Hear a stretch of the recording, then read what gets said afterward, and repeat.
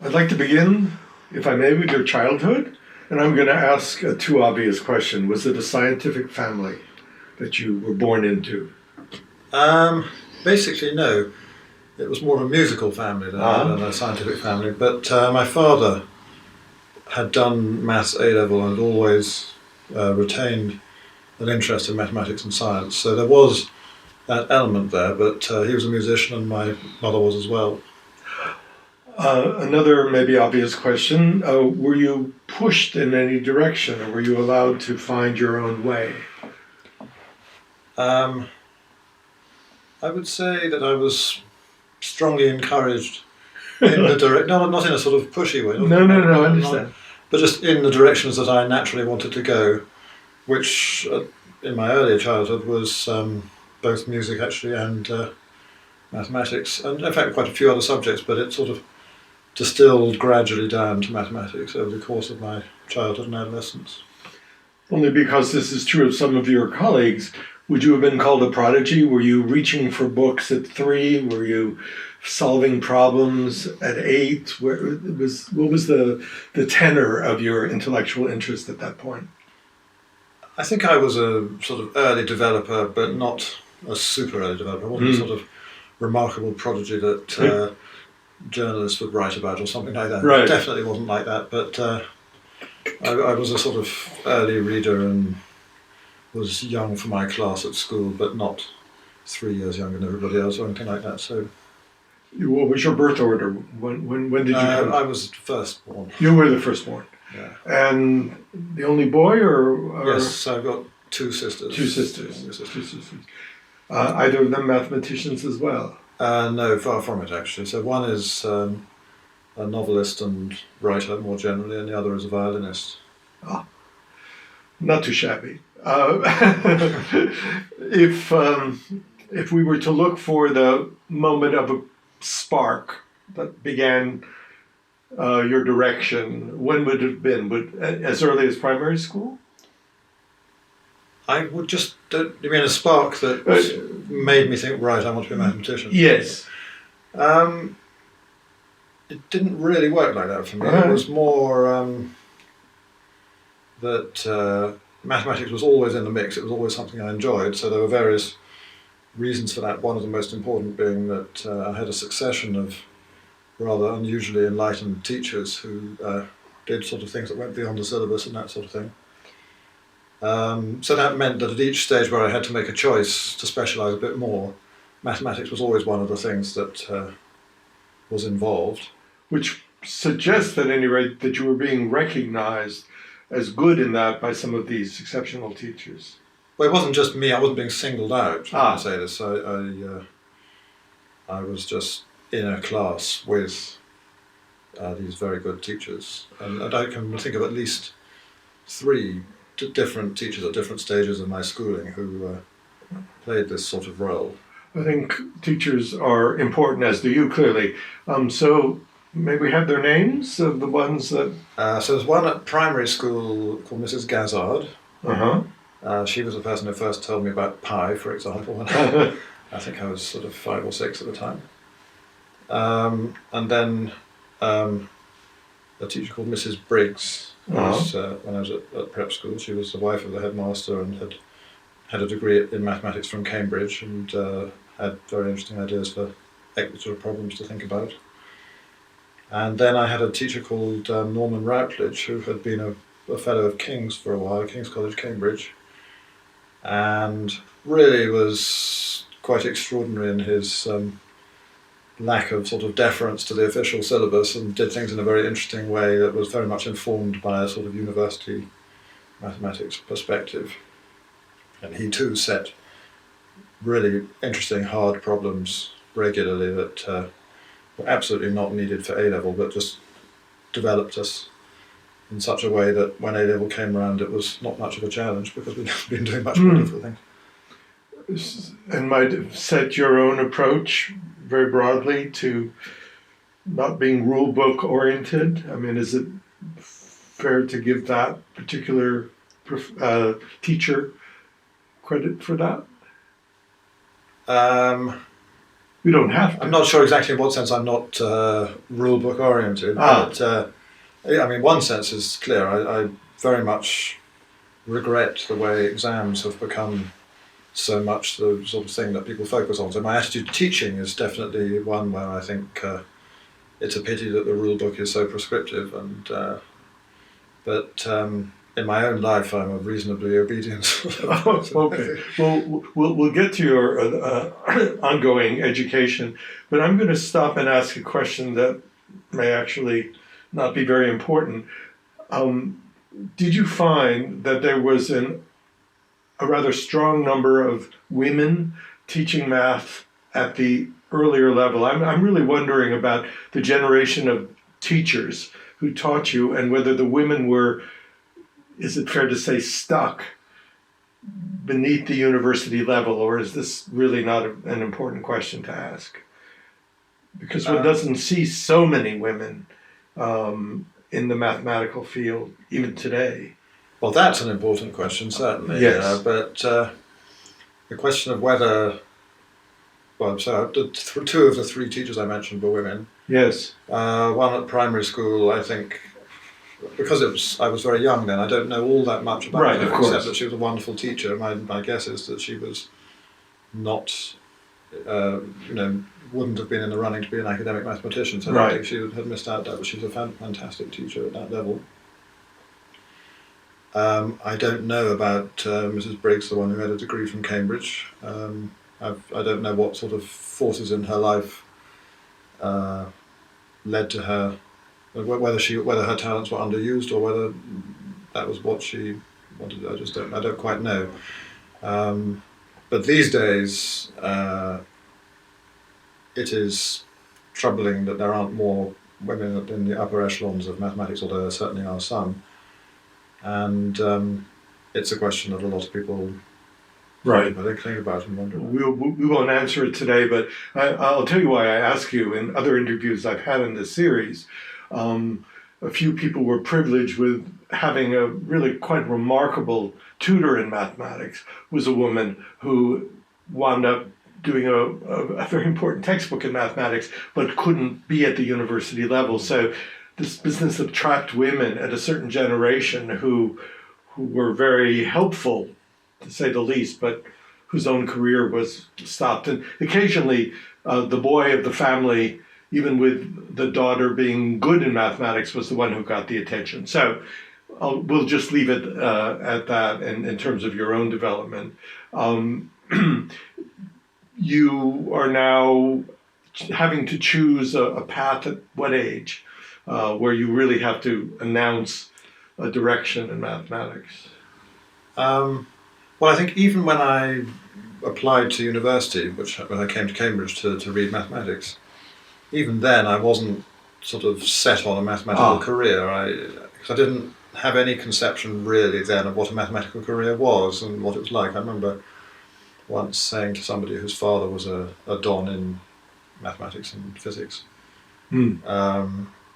so one that an academic career looked quite a nice idea because you'd have such long holidays, and he had to break it to me that was the holidays were when you did your research, or it wasn't quite as it seemed.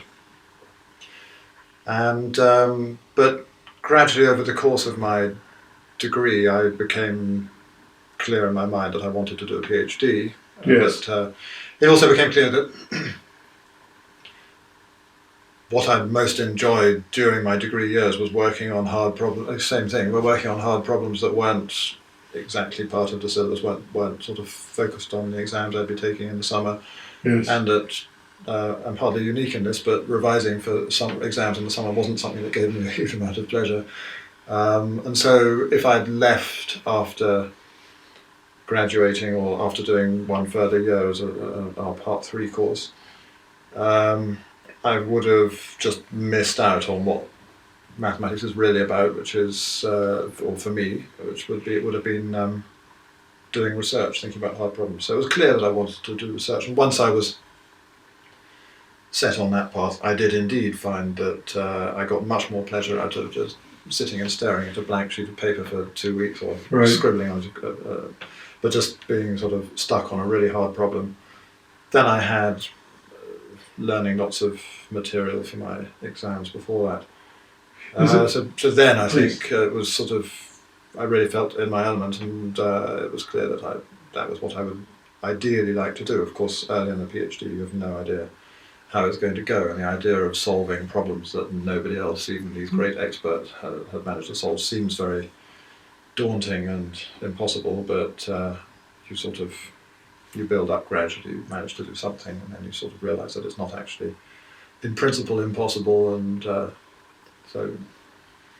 I think you may have just answered the question I was next going to ask, but you'll help me clarify that. I was going to say, what is the opposite of a hard problem a soft problem? I mean, what do you mean by a hard problem? I actually find that a very interesting question in the abstract, which I don't have a full answer to, because, there's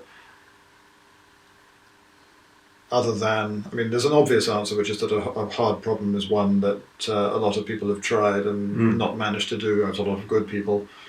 But I feel there's something more objective than that. I mean, I could imagine a situation where just by coincidence, the people who've tried it went on the wrong track, and actually there was quite an easy solution that sometimes happened, quite an easy solution that people had overlooked. Right. Then you wouldn't want to say that the problem was hard, so I feel there is something objective about problems that makes them harder or easier, and I suppose very roughly it would be that there are toolboxes, sort of reasonably standard toolboxes that experts in an area have, and if by wheeling out the standard tools you reach a solution without too much extra thought, then it would count as an easy problem, whereas if your tools you seem to keep running up against a brick wall, then it would count, and you really need some idea to come out from left field or something, then that would make it a hard problem. But you also get a sense, and this is a bit more mysterious, I think, you get a sense with unsolved problems that this looks like a pretty hard problem, and this one looks like the kind of one that you should be able to do if you really try in about 3 weeks or something. You have a sense of that, which is not totally reliable, but it's not completely unreliable, and exactly how we make these assessments is something I'd like to understand better. But I'm next going to ask, quite naturally, I think, how did you choose the hard problem to address for your PhD? Well, initially it was my research supervisor, Abel Prize, and I should say that this sequence of wonderful teachers continued at university level with, he was the one who really sort of stood out as inspiring me as an undergraduate, and so that's why I wanted to be his research student, and he accepted me. I was very pleased about that. And so initially he suggested problems, and it was sort of over the course of my PhD I solved one problem, which then, first of all, I solved it in a weak way, and then I thought about it harder and managed to get a stronger bound for this particular quantity. And that led on to, in a natural way, to some further questions, which I suppose I kind of thought of them myself in a sense, or they were generated naturally out of this project and gave me more things to do. And so in a way, nearly all my PhD was an outgrowth of a project that he set me. And then after that, I gradually started being interested in problems that he hadn't necessarily suggested, but they just seemed like really nice problems. Can you just briefly explain the field within mathematics in which the hard problem lay? Well, I suppose the first area I worked in was the geometry of Banach spaces, and so that, if you know just the bare definition of a Banach space, that sounds a bit like an oxymoron because it's not a very geometric sounding thing, but with every Banach space you can associate a convex body, a symmetric convex body, multi-dimensional or sometimes infinite dimensional, in a very straightforward way. And so questions about Banach spaces can be rephrased as questions about the geometry of convex bodies, and so that's why we call it the geometry of Banach spaces. And I was interested in problems that had a somewhat combinatorial flavour, and some of the techniques that I used were inspired directly by results in combinatorics. And later on in my career, after about 10 years or so specialising very much in the geometry of Banach spaces, I sort of moved. This combinatorial interest was already there, but it became the dominant interest of mine, and the Banach spaces slightly sort of drifted away, although my combinatorial work has been somewhat informed by the way I think as a result of having worked in the geometry of Banach spaces. I'm interested in, I don't mean it, the word that came to mind is the sociability of mathematics, but what I really mean is I'm very struck by the computer theorists I've spoken to, who of course many of them began in mathematics, but how collegial a context their graduate work was, how they really found something together rather than alone. But I'm sensing that in mathematics, or what I believe is often called pure mathematics, it's happening within you and perhaps between you and your mentor. Is that fair to say, this process of inquiry? It sort of varies from person to person, but it is, I think, more private. So most people, all my work as a PhD was solo work. I would have occasional discussions with Beda Bolomesh, and sometimes little sort of conversations with others of his research students, but we didn't seriously work together. But and then my research students have tended to work either on solo projects or with me. But sometimes they've then gone out and talked to other people, and that has led to joint work with other people. So I think it varies quite a lot, but I would say it's usually groups at that stage, usually most 3, but more normally 2 or 1. So I think it probably is less. You don't have an idea that you have sort of teams of people working on problems. Yes, that's quite rare. That's it. Does that have anything also to do with the question of the applicability of the work as opposed to the pure nature of the research?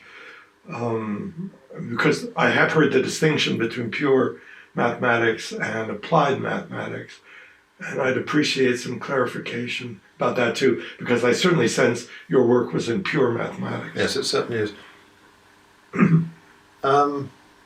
There's quite a lot of debate about that topic, and some people say that the distinction is very exaggerated, and that, but I think in the end, if I had to, and also it's a little bit of an oversimplification to say applied mathematics is mathematics that is applied, because quite a lot of applied mathematics, I think, is probably done mainly out of reasons of theoretical interest, even if in principle it's closer to applications than a lot of pure mathematics.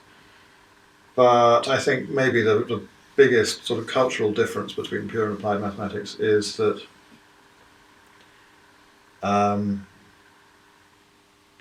pure mathematicians are more focused on the idea of rigorous proof. So we care. Our sort of standard for when a statement is established as true is that there is a rigorous proof of that statement. An applied mathematician, this is again, I'm sure I'm oversimplifying somewhat, but in broad terms, I think an applied mathematician would be satisfied with an argument that any reasonable person would accept. So supposing you had a very convincing heuristic argument backed up with a lot of extremely compelling numerical evidence from a computer or something, then I think you have to be very unreasonable not to accept that statement was, let's say, almost certainly true, and almost certainly true is good enough for many purposes, especially if you're just interested in applying it in some field. Then you don't have to sort of wait for that extra 0.1% of certainty. But pure mathematicians, we like proofs. Sometimes we just have to accept that we don't have a proof, and yet we still very strongly believe in a statement. But we regard that as an unsatisfactory state of affairs.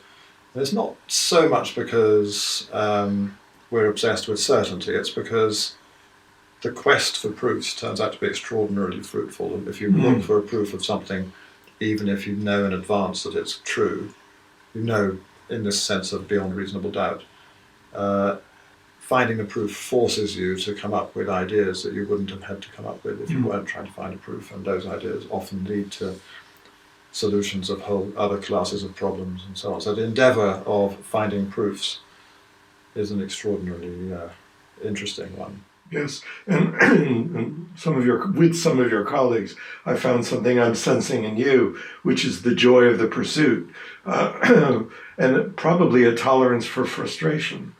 That's essential. Yes. When it doesn't come. Well, we need to get you launched in your career. I think you published even before the dissertation was complete. I can't remember now whether the first paper came out before or after. Anyway, it certainly submitted before. It did go into the world, and it was well received, the work you had done. Yes, I mean, it wasn't earth-shattering work, but it was sort of,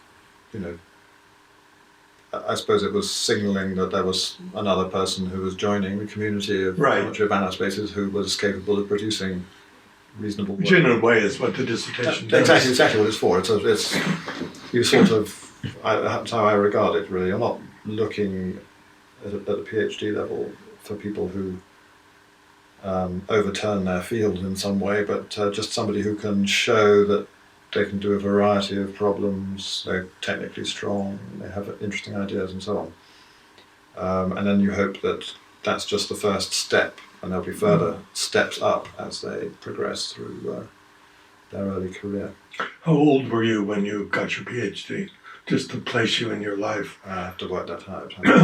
Roughly. 25 or 6 or something like that.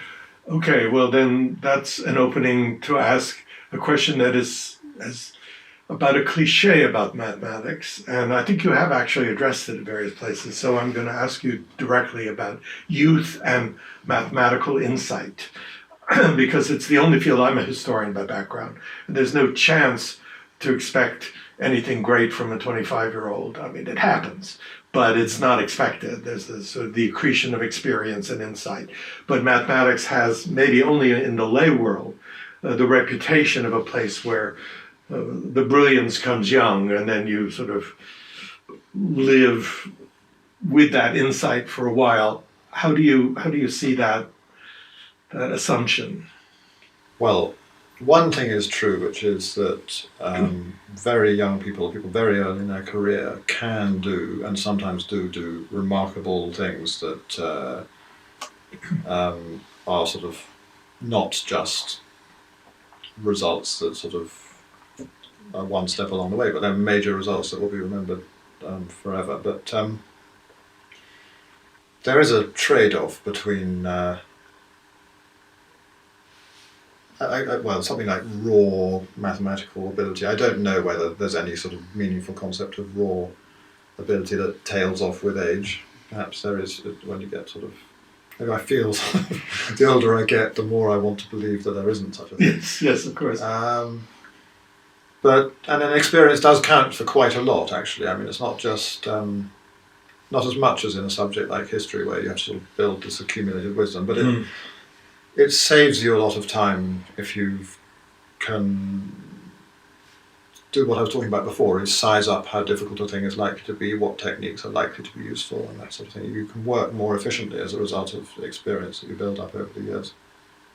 But I think also one of the reasons that older mathematicians sometimes produce less than younger ones is just that because you can establish yourself when you're younger, and then the people who end up in maths faculties will tend, on average, to be those people who did have success when young. You get to a situation where you become established at quite a young age, and then the incentive, the sort of hunger, at least from a career point of view, the sort of incentive to produce more top-class research is lower than it is for somebody who's younger, who needs that in order to get those faculties in the first place. Of course. So with many people that's not a problem. They just love mathematics enough that the wish to solve problems that they've been preoccupied by is strong enough that's a strong enough incentive on its own. But you can add on other things that create disincentives, like getting administration heaped on your shoulders and being asked to write lots of letters of reference and various things like that. So I think those sort of natural pressures that come from the academic career structure have quite a lot to do with why people can sometimes be less productive when they're older, even though they aren't always.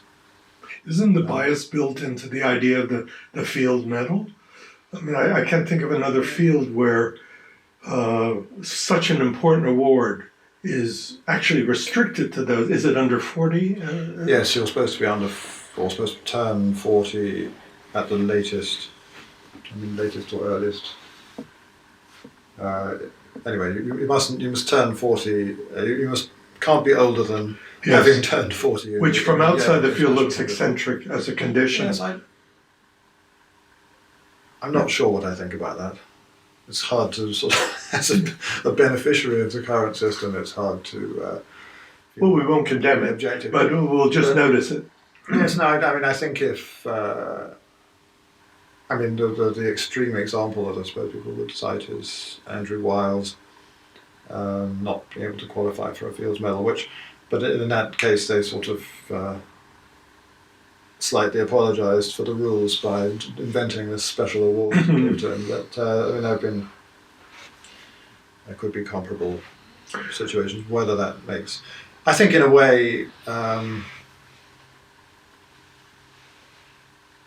right attitude. I think the attitude that many mathematicians take is that yes, it's our sort of headline award, but we all know that there are plenty of people who've done work that is at least as good as or better than work that Fields Medalists have done, and I think my own sort of, it's easy to say this again as a recipient, but my own sort of feeling was that when I was younger it seemed like the sort of pinnacle of all possible achievement. Yes. And now when I look back I sort of feel, well, that's slightly arbitrary and sort of A got it rather than B right. Well, we need to get you. Not the beginning anyway, yeah. We need to get you to the insight that actually led to the Field Medal. So you've gotten your degree. You've published soon after, certainly. What's next in your career? Well, after my PhD, I got a research fellowship at Trinity. Okay. So I was able. That was at the time that seemed like the pinnacle of what I'd been aiming for, and I was absolutely thrilled to have that. And so the 4 years were stretching out where I could just do more research. Although, as it happens, after 2 years, I got a job came up at University College London, and I got a letter inviting me to apply to it.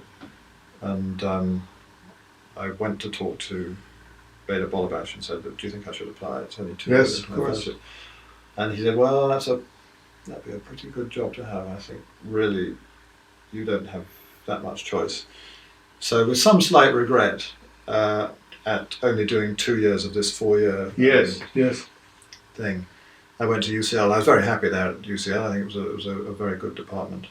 Was it a department oriented in a particular way? Well, at the time, it's changed quite a lot over the years, but at the time there were quite a lot of kindred spirits of people who worked in complexity and various and functional analysis and things that were quite close to my own interest, which was part of the reason that they approached me, I think. And then I was there for 4 years, and then I got a job back in Cambridge. So the exile wasn't so long.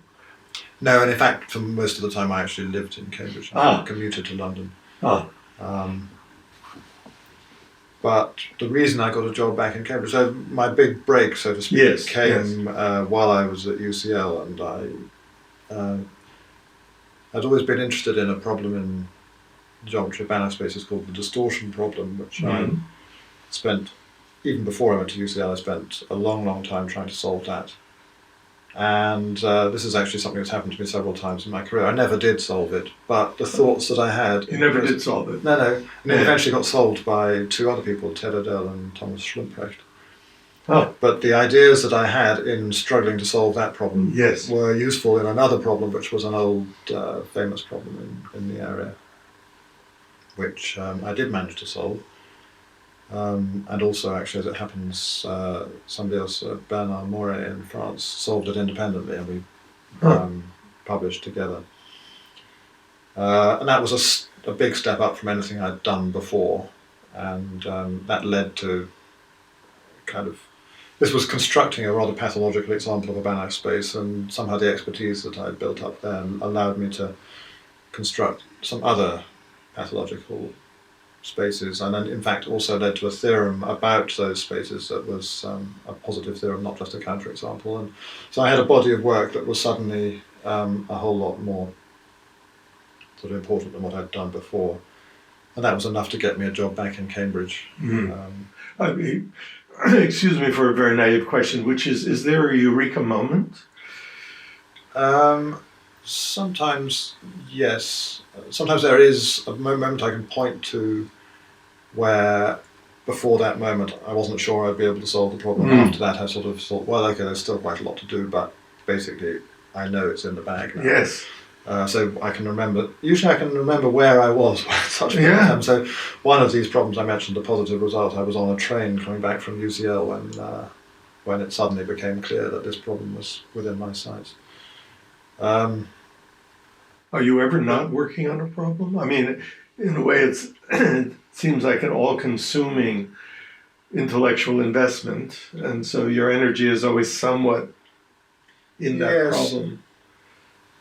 Yes, I mean, mathematicians are notorious, I think, for looking a little bit vacant, or I'm sure I'm not the only one whose family members have sort of said, is anything wrong?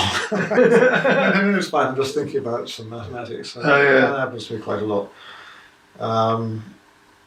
Might be dangerous crossing streets and so forth. Yeah, I'm not as sort of vague as that, but but nevertheless, I can be quite preoccupied. Consumed. I'm not that good at just relaxing and enjoying myself and sort of having a drink with friends and things like that. Right. Maybe going to the cinema is something I could do, and I wouldn't be not always thinking in the background about a maths problem while watching a film. But I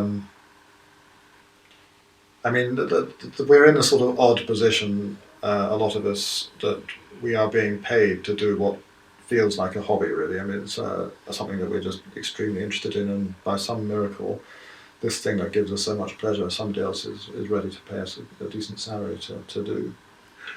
And then so because of that nature of it, that sort of hobby nature, it's quite high. I sort of often spend evenings and weekends when I get the chance thinking about problems as well. Having done that and having had the luck of a society that considers what you're doing valuable, you then go back to Cambridge. You just said mostly as a result of this work. Was it? And by the way, this work that in the end got you the field medal. Yes. It was certainly a very important component. But in the run up to the Fields Medal, I did something else, which was to find a new proof of a famous result called Semiramis theorem, and that was much more in the sort of combinatorial direction and involved coming up with some reasonably new techniques or using some existing quite new techniques in a new way and that sort of thing. And it's I actually got told by an indiscreet member of the committee that it had been absolutely essential to have this other component to my work, and that really, that result, this new proof of Semiramis theorem, changed the course of my research in a big way, and became that and things related to it became the focus of my research. To this day? Well, pretty much, yes. I mean, it's not just focused on this one result, but the sort of broad area which is now called additive combinatorics, which is a sort of area that's grown up in the last 20 years or so, out of... In part because of your work, of course. It's had had an influence, but I'm by no means the only person to have contributed to that. But there's been a big sort of explosive growth in that area. That's been the area where I've been mainly doing my work since then. And as I asked you to characterize broadly the department in London, can you characterize the department you returned to in terms of its mathematical interest and direction? Yes, I think the main characterization I would give is that it's pretty broad. You wouldn't say, oh, Cambridge specialises mainly in this area rather than that area. There are 3 or 4 or 5 really strong clusters in Cambridge. I wouldn't say it's got perfect coverage. There are some areas where we're a little weak, but it's more that way round. It's not sort of we have 2 areas where we're particularly strong. It's more like we cover everything, but we're not quite so good in this particular part or that part. Right, right. So it's it's quite a big faculty, and there's if you want to do a PhD in Cambridge, there are a lot of different things you might do it in. So, how much teaching came in to your work when returning to Cambridge? Was it a big chunk, or are you left mostly alone to well, I mean, I had a teaching position. When I first started, I was a lecturer and then a fellow at Trinity, and the lectureship required me to do typically 1 course per, what Americans would call 1 and 1. So I'd do 1 course in the Michaelmas term, 1 course in the Lent term. And these terms are 8 weeks, and a typical course would either be 16 or 24 lectures. So it might be, say, 40 hours of lecturing a year, and then there would be 6 hours of supervising per week. So that would be 1 to 2 small teaching classes, which was a fairly significant additional. Yes, it's a lot. But somehow it felt manageable. And after a while, I became no, I didn't. Sorry. After I became a professor, and at that point, I'm just trying to remember whether I think initially in those days one didn't have to teach as a professor, and one was sort of expected not to do college supervising. Certainly, my obligation to do so went down. But then at some point, either immediately or a couple of years afterwards, I reached a state where I was teaching in college as a professor. But only 4 hours a week, and that would fit into 1 afternoon rather than 2, and that made quite a big difference. And I'll ask you in a minute about your broader notion of actually teaching mathematics as a factor in society, but most specifically I want to begin with, is having a number of graduate students a distraction, or is it a contribution to your own intellectual development? If you're talking specifically about graduate students. Yes, graduate students. Actually, things have slightly changed over the years. My way of supervising has changed, and now I do a lot more joint work with my graduate students. Oh. And so now, I mean, it's just an essential part of my own research. The projects I have with graduate students I'm not really doing very much work at the moment other than work with graduate students. So that gives a rather strong answer. It's certainly not a distraction from my research. It is my research. Right. But when I started, it wasn't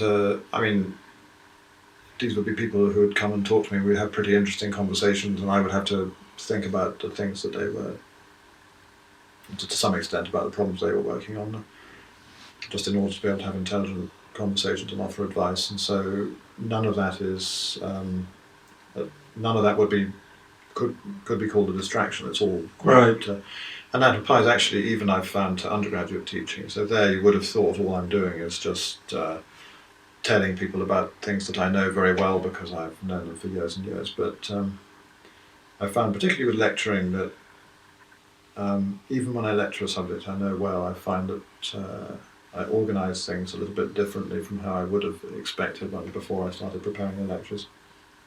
I learn things as a result of teaching. Not sort of something that feeds immediately directly into my research, but just different ways of thinking about things, which I think does have a cumulative effect and does benefit my research as well. Certainly I've found that if I do no teaching, I don't feel I'm suddenly more productive, in fact slightly the reverse. Right. I've spent recently a fair amount of time with the problem of the question of research as it applies to habits of teaching in the West and habits of teaching in the East, in Asia, because I think there's a growing both question and hunger in Asian societies for developing the habits of research as we know it, and even the habits of the challenge of the student. And I wonder if you could give some sense of what you think leads to innovation in thinking, at least in the tradition you've been involved in. I mean, is it students who challenge? Is it the habit in the researcher himself or herself of always asking difficult questions? What do you see that has led to this extraordinarily productive innovation tradition in mathematical thinking and technological thinking? It's a big question, I understand. That is, yes. It may be too big for me to give an intelligent answer. Well, it really is really about the habits of research as you've come to understand them. It's something I'm very interested in. How is it not maybe exactly the right question? Not so much the habits of research as sort of questions like how many hours a day do you spend on it and that sort of thing. Those are not what I'm talking about, but the processes of research, how one goes about solving a problem that initially seems impossible. That's something that I've always been very interested, very interested in this sort of meta question. What is it that I'm doing? Yes, exactly. When I solve a problem. Yes. And I think actually it's something that's very beneficial to think about, because the better you understand it, the better chance you have of doing it more efficiently in the future. Yes. And I suppose one thing that it's not a particularly surprising thing, but it's just that the emphasis I would put on it is very strong. That, and I've certainly emphasised this to my own research students, that what you're looking for when you first start trying to solve a problem is not so much a chain of steps, each connected with very simple logical procedures to the steps before, which is something like a formal definition of a proof. But you're looking for something slightly different. You're looking for a kind of fruitful exploration of the mathematical domain around that problem. So one of the key things that you want to do, you've got a question you can't answer, try and find a question you can answer. Yes. The best sort of question would be one that you can just about answer, so it's not easy, because if it's too easy it won't really help you very much. And that it's also sufficiently relevant to the question you initially wanted to answer, that if you can answer this question, it'll help you solve that question. So you want to find a question that's somehow in between where you are and where you want to go, and then this is a process that can be iterated. If you want to get this, you find this question in between, then you might want to find another question that's in between where you are and that question, and a question that's between the question you've just asked and the question you originally wanted to solve. So this process of asking questions, and there are ways we have of coming up with these questions as well. And so I think this, to use a footballing analogy, not taking route one and hoofing the ball down the pitch, but passing the ball about or something. Just trying to build up a kind of feel for the area around the problem. That's a very important part of research, sort of having a nose for a question. Sometimes also you might be wanting to solve a problem, but you find some question gets generated and you say, well, actually I don't care whether I ultimately solve the problem I was originally trying to solve. This is a pretty interesting question on it by itself. And could well be useful for lots of other things. And so that's something that happens. And that's something where, going back to the question about experience, that comes in. So recognising that some subsidiary question is actually a pretty interesting question in its own right is something that, it helps to have some experience to sort of judge what's interesting and what's not. It's not absolutely essential, but it's useful. Something I've read about your thinking by you and about you gives me the courage to ask the next question, which I'm going to ask in a very silly way, but I think it's a serious one. and that is, are computers going to take over the field of mathematics? I don't think that's a silly question. Okay, I take well, it good. very seriously. Good. I take a slightly minority view on this. I think the answer is yes. The only question is how long it will take. But I think it'll happen in stages, and the first stage, which I've actually worked to try to bring about to some extent, so I spent a small portion of my time working on automatic theorem proving, is that we'll get programs that can do quite easy problems that mathematicians would find easy. So you might think, what's the point in writing a program that does problems that mathematicians find easy? And there is an answer to that, which is that different mathematicians find different things easy. And so depending on what your background knowledge is and your expertise. So if you had a computer that could answer easy questions for you in areas that you weren't yourself comfortable in, but you sort of needed to know about for some purpose, that would be a fantastically useful tool. And another way in which it might be useful, sometimes when you're working on a problem, you generate one of these subsidiary questions I was talking about, and sometimes that turns out to have an easy answer which it takes you several days to spot. If you had a computer that was able to find easy answers, it would find it in 10 seconds instead of your having taken 3 weeks.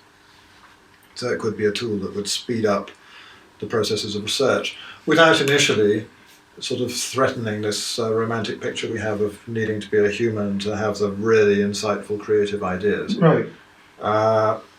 But my own view is that once you have a program that can do easy things, it's only a matter of time before you can build some superstructure over that program that can generate potentially creative, interesting ideas and check whether they get you anywhere and so on. So I think this stage where you have, I don't see any reason not to have programs that can solve easy problems. And I also don't see any reason why, if you have a program that's really good at solving easy problems, you can't then build on that another program that uses the first program to do slightly less easy things. And then, well, my response to that, again, very much as a layman, is will we be able to program curiosity? I think so, yes. So that sounds like the sort of thing that, again, it sounds like a particularly human thing. Yes. When I think of my own reasons in mathematics for getting curious about problems, it's not sort of just some aesthetic sense of I like this problem. It's more, I sense a relationship between this question that I would like to know the answer to and various other questions that are already established as ones that we would like to solve. And the reasons for those relationships are not sort of wishy-washy human emotional things. They are sometimes quite concrete things. Questions generate other questions for quite naturally internal mathematical reasons. I don't see that there's in principle an obstacle to computers being able to work with those sorts of reasons as well. It's funny you use the word aesthetic. That gives me the opportunity to ask a question that I've enjoyed as a cultural historian looking at your field, and that is the use of the word elegant for a solution. Can you give me your sense of why the aesthetic words are used, particularly the word elegance, and what is an elegant solution? Maybe this will be an incomplete answer, but a sort of partial answer is that an elegant solution. So sometimes you get answers to questions where what you need is basically one or two nice ideas, and once you've got those ideas, that sort of generates the rest of the argument becomes straightforward. You've got these intermediate steps, and filling in the rest of the gaps becomes straightforward. So if those ideas can be expressed in a very concise way, that is one sense in which a proof can be elegant. Although it may be that in order to implement those nice ideas, you've got a lot of complicated technicalities, in which case that would reduce, I suppose, the level of elegance. So another notion of elegance, I think, is if you can build yourself a toolbox that somehow hides all the sort of technical work, under the hood somehow. You build some black boxes. Yes. You build those in stages. You maybe build a black box quite easily, and then out of those black boxes you build a slightly bigger black box. Yes. Yes. And then if you can just build up that way and then end up with an argument that proves some very non-trivial statement using a couple of black boxes at the top, which each of which was sort of built in this very nice way, then that would count as a fairly extreme example of an elegant proof in most people's minds, I think. So somehow one of the features that makes a proof elegant is that it is what we would call conceptual. That somehow you're not just doing some calculations and then saying, look, it came out as we wanted. You want something that there are lots of different, slightly difficult to sort of formalize concepts, of which elegance is one, and there's conceptual thing is another, and explanatory is another. You want proofs that leave you with a feeling that you understand why the result is true, and you haven't just followed a collection of arbitrary steps and then sort of suddenly noticed that you've ended up at your destination. And one of the reasons for that is that one of the reasons we like elegant proofs, I think, is that they're much easier to carry in your head afterwards than a long sequence of calculations. So it means, for example, it's not just carrying in your head if you want to, say, give a lecture on them, well, that's true as well, but also much easier to notice on some future occasion that you can use an idea that's related to this elegant proof to do something else, and so on. You have all sorts of advantages. So it's tied up not just with some aesthetic sense, but also with the efficiency of doing research itself. So that would separate it from elegance in the artistic world, where the usefulness almost never comes into it. It would just be the balance of it, or the look of it, or the satisfaction of it. I think there is a difference, but there is something about this notion of this sort of balance and economy and so on that is common to the two things, which is why we use the word. But it is a quite specific. I mean, I've said this before, but aesthetic terminology in mathematics, it sounds very mysterious, but I think if one then looks at how we use aesthetic words in other domains, then we find that it's very different from domain to domain. So saying that somebody's got a beautiful face is very different from saying that somebody's written a beautiful piece of music. But we use the word beautiful in those two instances, and I would just say beauty in mathematics is another kind of beauty that's got very characteristically mathematical aspects to it, that has something of the same feel about it, belongs to the same family of concepts, so to speak.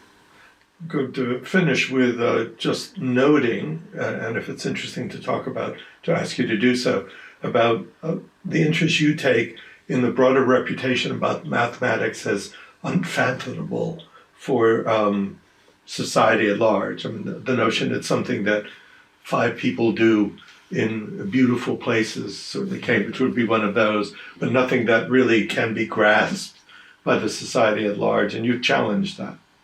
Well, I challenge it to some extent, but I'm realistic about it. I know that if somebody asks me at a party, what do you do, when I say a mathematician, and then I get the follow-up question, so can you tell me a little bit about your work? I have to say, well, not really, unless you want to sit down with a piece of paper for half an hour. But that's usually not socially acceptable and not something I particularly want to do anyway. But I think one thing that can be challenged is, and which I do challenge, is the idea that mathematics is the preserve of people with very, very unusual special brains, and I think a sort of normal level of academic. I think you have to be a pretty good academic to be a successful mathematician, probably, or you're more likely to be anyway. But you don't have to be a child prodigy, and you don't necessarily even have to have shined in a huge way at school. There are plenty of examples of people who develop a bit later on. And I think the sort of genius idea is quite damaging to mathematics, because actually what you need, I think sort of what you really need is just a love of the subject, a real wish to do it, a persistence, tolerance, what you said earlier, tolerance for frustration. Yes. If you're enthusiastic enough about it, then when you get the hurdles that inevitably come, you will make the effort to surmount them. And I think a lot of what seems like quite extraordinary mathematical ability is in fact the product of many, many hours spent as a result of the sort of enthusiasm I'm talking about. What it is that makes people enthusiastic about mathematics is maybe slightly mysterious, but the point I want to emphasize there is just, if you feel as though there are other people around who are sort of quicker than you at solving problems, and yet you would absolutely love to be somebody who could do mathematical research, I would say the answer is, if that love is genuine, then you are the sort of person who can do mathematical research. Yes. You just have to put in the hours. And you may find you have to put in slightly more hours than that other whiz kid who could do things very quickly. But in the end, so there are a lot of tortoises in mathematics who beat the hares, and so I think that's an important message to get out there, because so many people get put off mathematics at a young age, and that's a real shame. I think I don't think everybody should be doing mathematics, but I think there are almost certainly people who've got put off who would in fact have really enjoyed it and thrived at it. So a little reduction in the mystique might be useful for all of us. Yes, that is something I've tried to do quite often. On my blog I've sometimes tried to write what I think was exactly as demystifications of arguments, so magic-looking arguments. I want to try to demonstrate when I can. It's not always easy, but sometimes if I find a natural route to the discovery of a magic-looking proof, then I want to publicise that, just to emphasise that these clever ideas do actually come from somewhere, come out of a sort of process that anybody can... that is comprehensible. Yeah, that's exactly. Anyone. You don't need to have some light bulb going off in your brain because you had a brain that was unlike anybody else's brain. You just have to go through certain processes. I think that'll be the last word. Thank you very much.